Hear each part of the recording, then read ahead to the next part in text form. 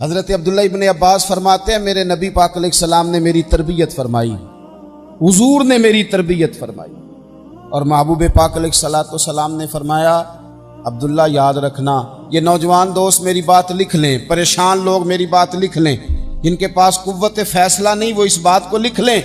حضرت عبداللہ ابن عباس فرماتے ہیں میرے نبی پاک علیہ السلام نے مجھ سے فرمایا تھا عبداللہ سن، اگر ساری دنیا مل کے تیرا کوئی نفع کرنا چاہے کر نہیں سکتی جب تک میرے رب کی رضا نہ ہو، اور فرمایا ساری دنیا مل کے تیرا کچھ بگاڑنا چاہے تو عبداللہ بگاڑ نہیں سکتی جب تک رب کریم کی حکمت کا تقاضا نہ ہو۔ لوگوں سے ڈرنا، لوگوں کی طرف دیکھنا، یارو گردن کو جھکا دیتا ہے خیرات کا پتھر، جہاں میں مانگنے والوں کے سر کبھی اونچے نہیں ہوتے۔ اور اقبال کہتے ہیں غیرت ہے بڑی چیز جہان تگ و دو میں، پہناتی ہے یہ فقر کو تاج سردارا۔ میں عرض کروں گا کہ اپنی آپ جب توجہ کا قبلہ اللہ رسول کو بنائیں گے تو رب فرماتے ہیں وَيَرْزُقْهُ مِنْ حَيْثُ لَا يَحْتَسِبُ، میں نہ تجھے وہاں سے رزق دوں گا جہاں سے کبھی تیرا گمان بھی نہیں گیا ہوگا، یہاں سے بھی مل سکتا ہے، تو نے سوچا بھی نہیں ہوگا۔ بخاری شریف میں حدیث ہے، حضرت جابر ابن عبداللہ فرماتے ہیں نبی پاک صلی اللہ علیہ وسلم نے 300 لوگوں کا ایک لشکر روانہ کیا کسی مہم کے لیے، کسی جہاد کے لیے۔ حضرت ابو عبیدہ بن جراح رضی اللہ تعالیٰ عنہ امیر لشکر تھے۔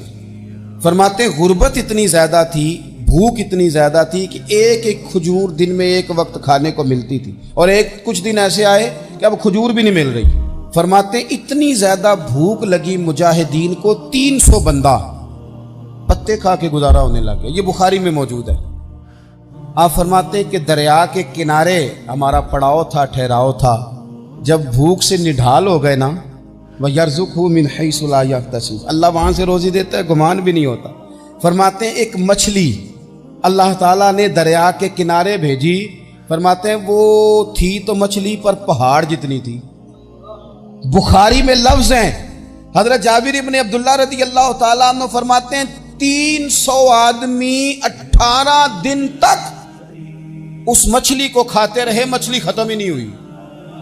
مچھلیاں نہیں، مچھلی کہتے ہیں 18 دن 300 بندہ کھاتا رہا، مچھلی ختم ہی نہیں ہوئی۔ اور فرماتے ہیں کہ اس کی ہڈی نکال کے، کانٹا کہیں گے آپ اپنی زبان میں، کہتے ہیں وہ نکال کے نا تو اس کو کھڑا کیا نا جب، تو اونٹ کجاوے سمیت اس کے بیچ سے گزر جاتا تھا، 2 اس کے کانٹے جوڑے۔ فرماتے ہیں وہ اس کا گوشت ہم کھاتے تھے اور اس کی چربی بطور تیل کے ہم جسموں پہ ملتے تھے، بیماروں کو اس سے سکون آتا تھا، تندرستی شفا ہوتی تھی۔ فرماتے ہیں ہم کھایا بھی ہم نے، اور کچھ لے کے ہم مدینے بھی گئے، اور قربان جائیں نبی پاک نے بھی اس میں سے کھایا۔ ہم نے عرض کی حضور یہ معمہ کیا ہے، یہ ماجرا کیا ہے؟ تو محبوب نے فرمایا تمہارے پاس غذا نہیں تھی، رب نے تمہارے لیے بندوبست کیا ہے، اللہ نے تمہیں دیا ہے۔ اس پر ایک اور بات عرض کر دوں، صحیح بخاری سے، مسلم سے ایک اور بات، کچھ چیزیں ایسی ہیں جن سے اللہ کی مدد آتی ہے، مدد ملتی ہے۔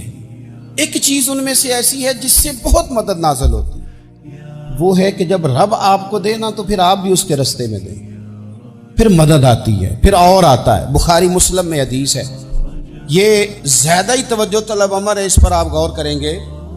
حضرت ابو ہریرہ فرماتے ہیں کہ نبی پاک علیہ السلام نے فرمایا ایک شخص نے بادلوں کے اندر سے آواز سنی کہ فلاں آدمی کا کھیت اور باغ خشک ہو گیا ہے، وہاں برسو اور اس کے کھیت کو سیراب کرو۔ وہ بڑا حیران ہوا کہ بادل سے آواز آ رہی۔ پھر اس نے دیکھا کہ ایک پہاڑی پر بارش ہوئی، وہ بادل وہاں برسا، پھر نالیوں سے ہوتا ہوا پانی ایک طرف چلا، تو جس نے آواز سنی تھی حضور بیان کر رہے ہیں، وہ بھی پیچھے پیچھے چلا کہ پانی کدھر جا رہا ہے۔ اس نے جا کے دیکھا کہ ایک مقام پہ ایک باغ کو وہ پانی لگ رہا ہے اور ایک آدمی وہ پانی لگا رہا ہے۔ اس نے اس سے پوچھا تیرا نام کیا ہے؟ اس نے کہا کیوں؟ کہنے لگا بتا نا۔ اس نے نام بتایا تو کہنے لگا یہی تو وہ نام ہے جو میں نے بادلوں کے اندر سے سنا ہے کہ فلاں کے کھیت کو پانی دے دو۔ اس نے کہا یار تو کیا عمل کرتا ہے کہ اسپیشل تیرے لیے بارش برسے؟ یہ بخاری پڑھ رہا ہوں، سیاستہ سے حدیث عرض کر رہا ہوں۔ اس سے پوچھا تو کیا کام کرتا ہے کہ جناب اللہ تبارک و تعالیٰ کا حکم کرم آیا کہ خاص تیرے لیے پانی برسے اور تیرے کھیت کو سیراب کرے؟ تو اس نے کہا چھوٹا ذمہ دار ہوں، پر جب فصل اگتی ہے تو 3 حصے کرتا ہوں، ایک حصہ اپنے بال بچوں پہ، بہن بھائیوں پہ خرچ کرتا ہوں، ایک حصہ پورا، اور ایک حصہ دوبارہ کاشتکاری پہ لگاتا ہوں، اور تیسرا حصہ خالص میں نے مسکینوں، یتیموں اور غریبوں کے لیے رکھا ہوا۔ وہ جو تیسرا حصہ، اللہ کرے آپ سمجھے، وہ رب کے بندوں پہ تیسرا حصہ خرچ کرتا ہے نا، تو کریم مالک نے فرمایا جہاں سے غریب کا حصہ جاتا ہے وہ کھیت خشک نہیں رہنا چاہیے، وہ جہاں سے مسکین روٹی کھاتے ہیں وہ خشک نہ رہے، جہاں سے یتیموں کو کچھ آتا ہے کہیں اس کی فصل رہ نہ جائے۔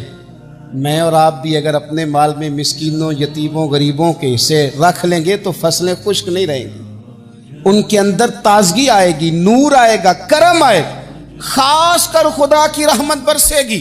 اللہ کی جانب توجہ کو بڑھائیں، آپ اللہ سے مدد کے سوالی بنیں۔ ترمذی کی ایک حدیث ہے، میں آپ کو زندگی کا تجربہ بتاتا ہوں کہ جب میں بڑا پریشان ہوتا ہوں تو یہ والی روایت کھول لیتا ہوں، مزہ دیتی ہے۔